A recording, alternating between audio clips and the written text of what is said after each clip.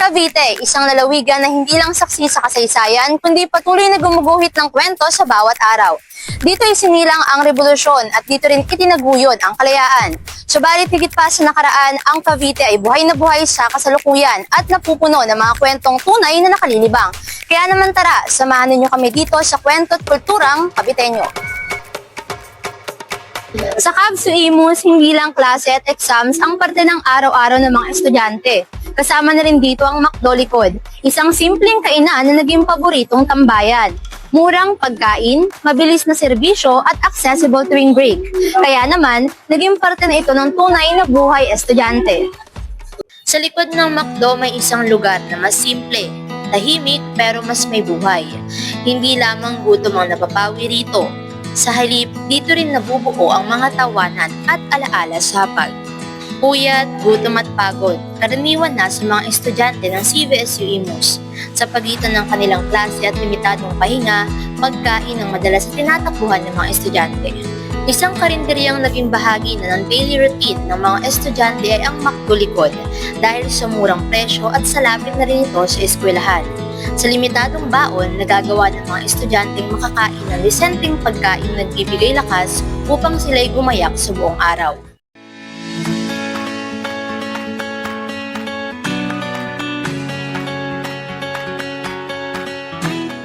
Bago pa man sumilay ang araw, gising na ang mga vendors ng McDo Likod. Sinisimulan nila sa pamimili ng mga karne, gulay at mga sangkap at paghahanda ng mga rekados na gagamitin sa pagluluto. Sa kabila ng patuloy na pagtaas ng bilihin, nagagawa pa rin nilang panatilihing mura ang mga ulam.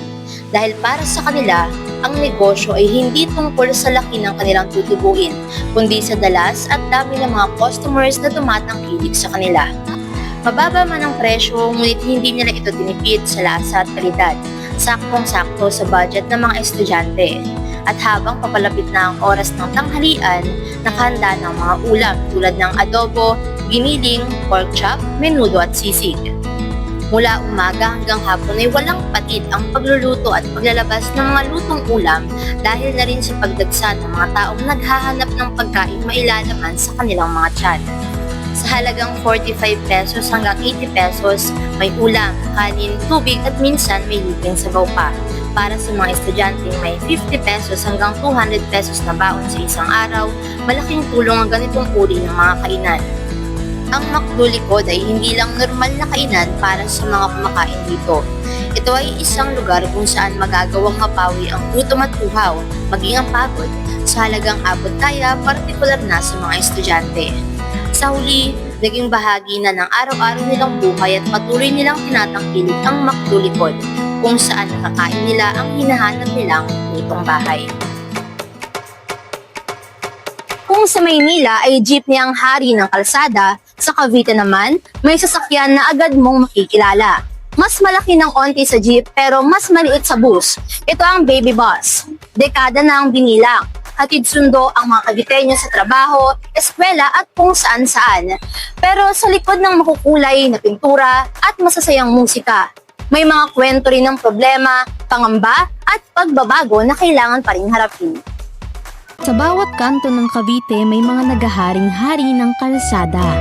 Makulay, maingay at tila hindi papatalo sa laki. Ito ang baby bus. Simula dekada 60, sila na ang naging simbolo ng rutang tanza naik hanggang sa Pote. Pero sa likod ng makulay na pintura, may itim na usok at mas madilim na katotohanan.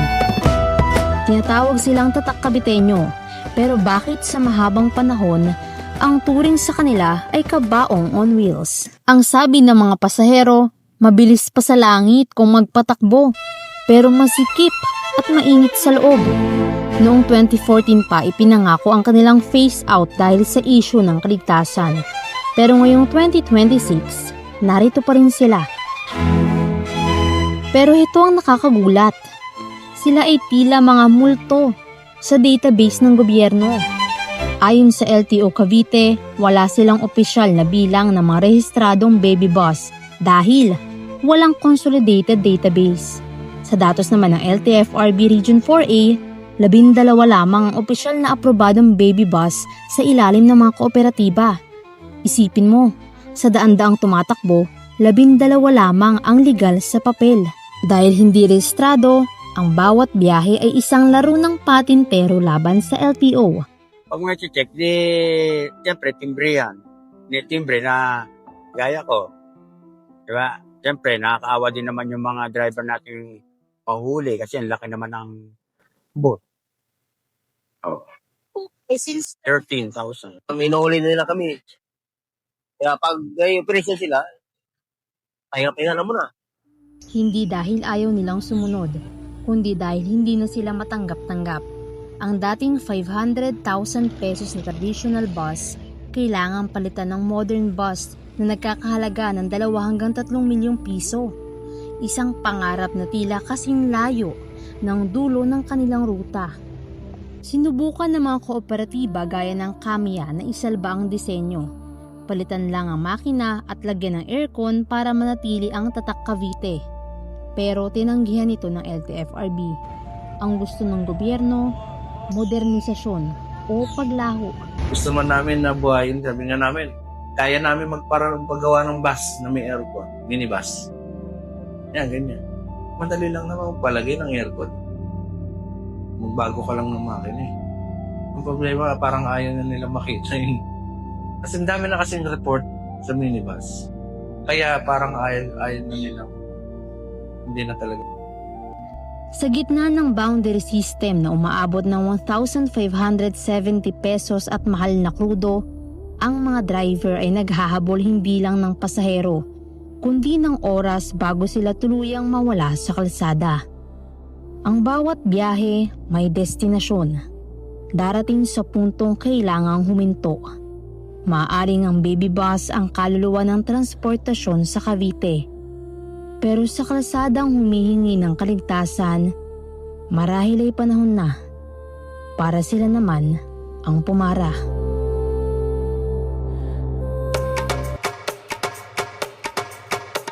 Kapag kape ang usapan, siguradong hindi ito mawawala sa hapag ng Pilipino. At dito sa Amadeo, Cavite, bawat tasa may kasamang kwento at saya. Ang Cavite ay isa sa mga pinakamakasaysayang pook sa Pilipinas.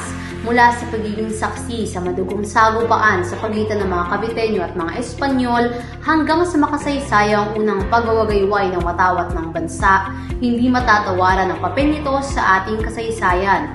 Dito rin nagmula ang kauna-unahang Pangulo ng Pilipinas na si General Emilio Aguinaldo. Sa lalawigang ito na hintik sa kasaysayan ay matatagpuan ang bayan ng Amadeo na binansagan bilang Coffee Capital of the Philippines. Dito sa Amadeo, hindi lang tanim ng kape. Ito ang kabuhayan at puso ng libo-libong pamilya. Mula sa pagsikat ng araw, sinisimula ng mga magsasaka ang mahabang proseso ng pangangalaga sa mga bukid na nagbibigay buhay sa industriya ng kape sa Pilipinas. Ang Amadeo ay biniyayaan ng malamig na klima at matatabang lupa na nakakatulong sa paglago ng mga puno na nagbibigay ng init sa bawat umaga. Ang kape. Kahit sa panahon ng hindi anihan, patuloy na nananatiling maganda ang kalidad ng mga tanim mula sa mga dahon, sa sanga ng mga puno at hanggang sa mga bunga na unti-unting umuusbong. Tuwing kantong buwan ng Nobyembre hanggang Enero, panguhan yan. Pagdating ng, meron nga, inabot pa ng Pebrero. Noong dating kagandahan ng kape, maraming bulaklak. Ilang buwan po o araw, linggo, tinatagal yung pagpapahinog?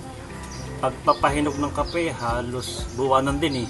Gawa ng nag-uumpisa ng buwan ng Nobyembre, pagdating ng Disyembre, pararaanan ulit. Hanggang 3 panguha yan eh. Pag lamang nahinog, at kukunti na hilaw, said na.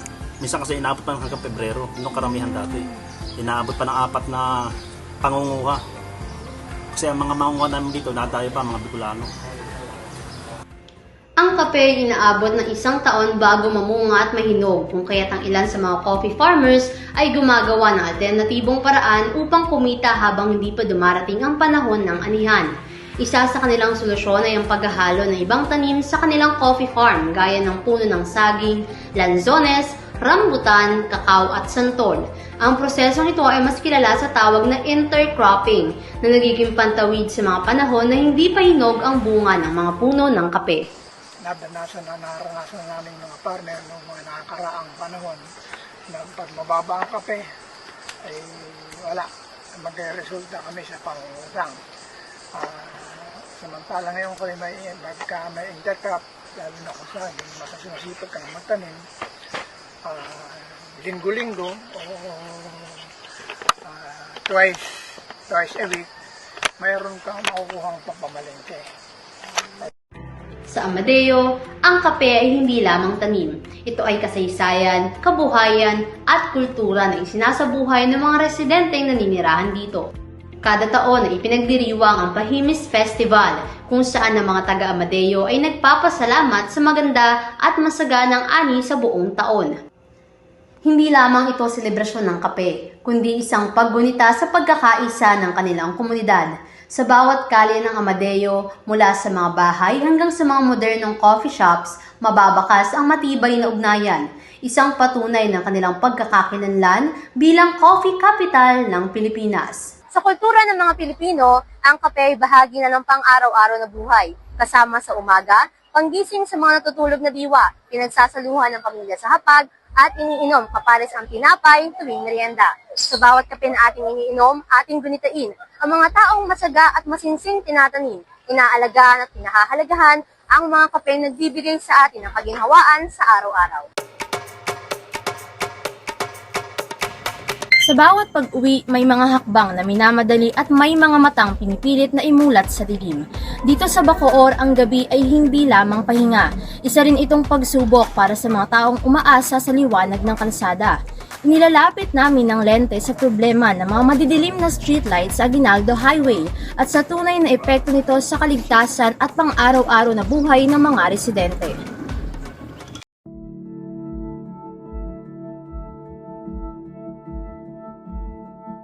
Kapag lumubog ang araw sa Bacoor City, hindi agad natutulog ang mga kalsada.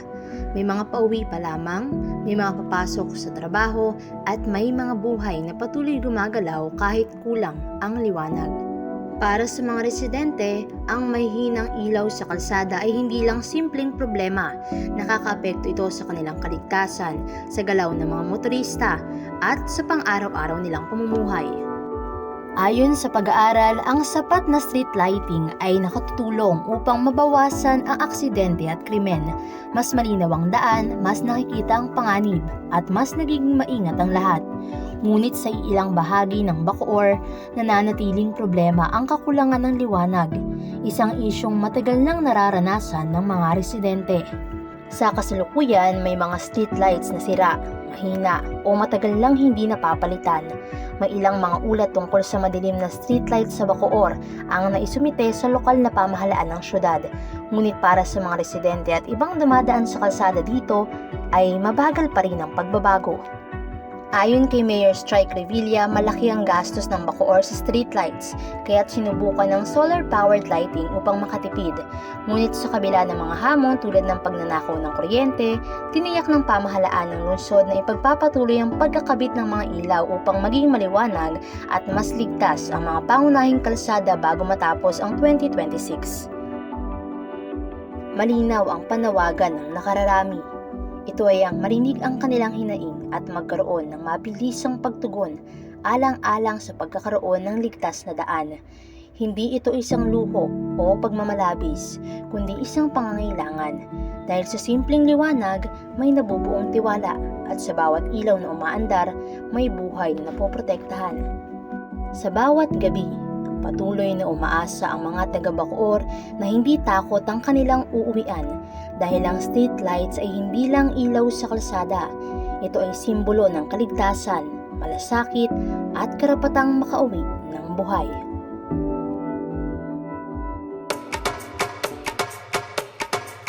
Sa Cavite City, isang maliit na lungsod na halos napapalibutan ng dagat, may nagbabadyang malaking pagbabago. Dito itatayo ang Sangley Point International Airport, proyektong inaasahang magpapagaan sa siksik na NAIA at magdadala ng progreso. Pero habang inaasam ang paglipad ng bansa, may mga kababayan dito na nangangamba. Dahil sa bawat kalsadang itinatayo at sa bawat buhangin na hinuhukay sa dagat, may kabuhayang nawawala at may mga komunidad na naaapektuhan. Kaya ang tanong, para kanino nga ba ang pag-unlad? Sa dulo ng probinsya ng Cavite matatagpuan ang isang maliit na kalupaan na tila nakalutang sa gitna ng Manila Bay, ang Cavite City. Ang pinakamaliit na lungsod sa buong probinsya na may sukat na mahigit 1,000 ektarya. Ngunit sa kabila ng liit nito, dito itatayo ang isa sa pinakamalaking proyekto sa bansa, ang Sangley Point International Airport. Sa lawak na 1,500 hectares, mas malaki pa ang itatayong airport kaysa sa mismong lungsod na tatayuan nito. Bakit kailangan magtayo ng dambuhalang airport sa gitna ng dagat? Ang sagot, ang krisis sa NAIA.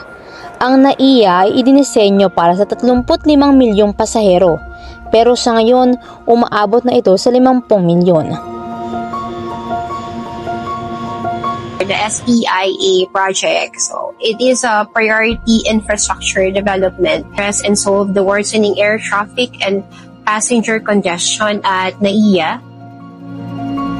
Gamit ang public-private partnership na nagkakahalaga ng mahigit 600 bilyong piso, target ng SPIA ang 130 milyong pasahero at 2,000 flights kada araw.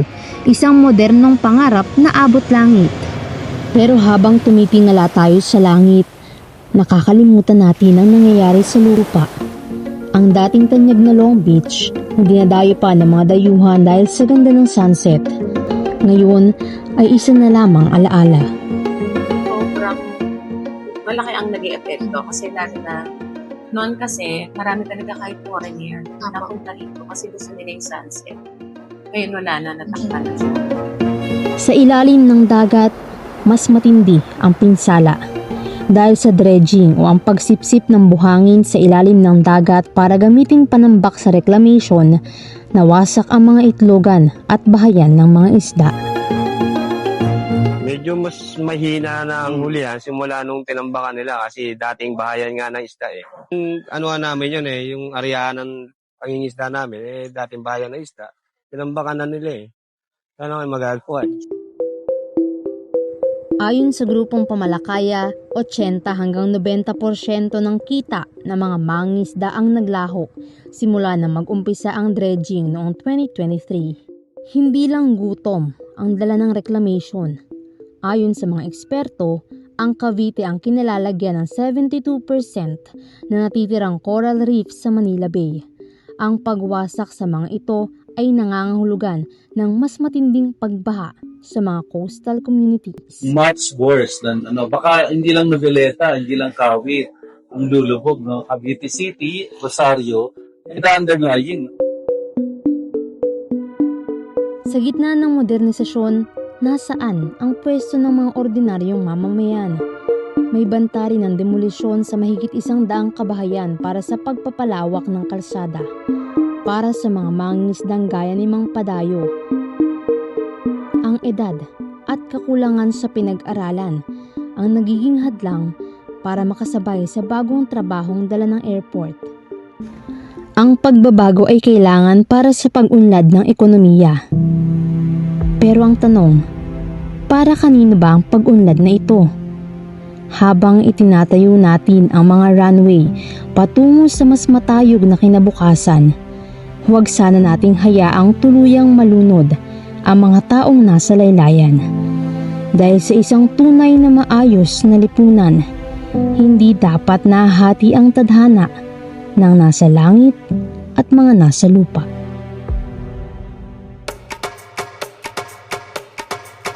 Sa Cavite, bawat tasa, bawat hapag, bawat biyahe, bawat lipad at bawat kabataan, lahat ay kwento. Kwento ng kasaysayan, kultura at kinabukasan. Ako si Sweetie Rivera at ito ang ating kwento. Ito ang Kwento at Kulturang Caviteño.